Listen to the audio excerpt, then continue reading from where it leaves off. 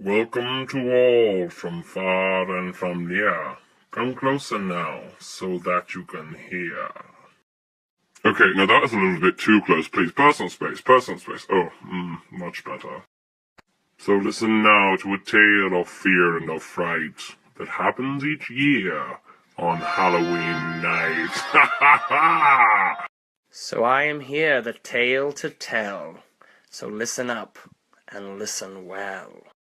Some of you are thinking this is all just a scam, but first let me tell you exactly who I am. My name is Jason Whittier Booth, and I swear every word I tell you is exactly the truth. Our tale begins at the Ironbread Inn, where we find out the fate of 3 different men. The year was 1868.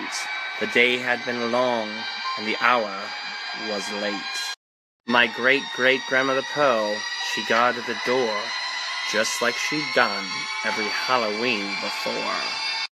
She had sat in a chair and started to rock, when suddenly at the door she heard a loud knock. So from her chair she ran across the floor, just to check and see who was there at the door.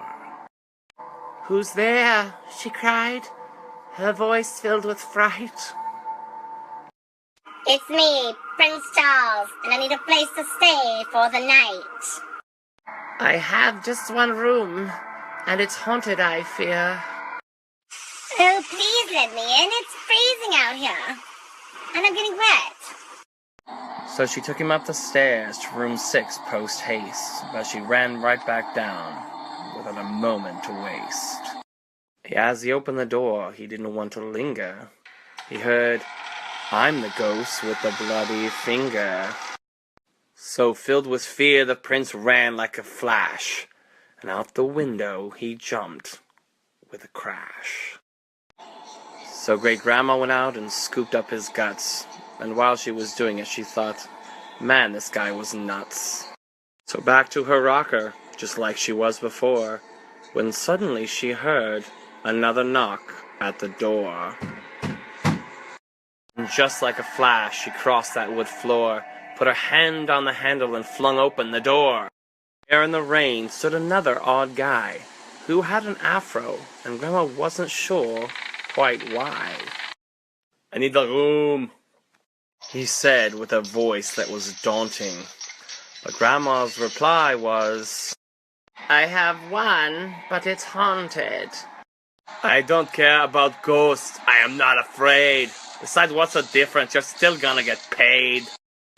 Then again in front of room 6 they both stood, and Grandmama knew that this could not end good. Well, so again the door opened with a giant loud creak, but the man with the afro was so scared that he couldn't speak. "I'm not really afraid. I'm a big opera singer." "That's nothing," said the ghost. "I have a bloody finger." So he ran for the stairs, and he fell with a thud, and lay at the bottom in a pool of his blood. So one more body out the door she carried, and dug it a hole so it could be buried. So back to the rocker where she wanted to stay, but that last body wasn't the end of her day.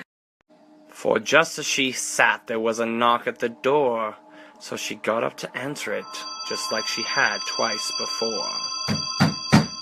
Then there in the rain in his soaking wet clothes, so some kind of idiot picking his nose. How's it going?" Now Grandma knew on his own that he'd die, so she did the right thing and brought him inside. "It's sure wet outside and I hate the thunder. So do you have a room for rent? Is seriously what I wonder." "I have just one room," was Grandmama's reply. "But the last 2 people that have stayed there have certainly died." "I'll take it," he said with a big toothy grin. So up the stairs they went once again. "Wow, I have to say, you're a real joy bringer." And that's when he heard, "I'm the ghost with the bloody finger." But not like the other 2 men that had died. His answer was different, and so he replied, "Need a Band-Aid?" So the ghost who had waited so long for someone to figure out what exactly was wrong. So with Ghost with his business finally complete, cross over to the other side, and the idiot said, "Golly, that was neat!" Maybe the truth. I did kind of bend, but finally the story comes to an end.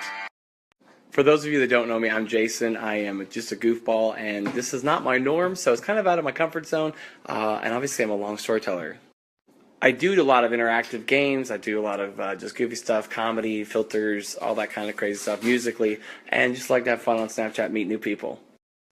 So maybe you didn't like what you saw today, but like I said, it's not my norm, but it is a lot of fun, and I want to thank Jesse for letting me come on and do this ghost story thing. It was a lot of fun for me.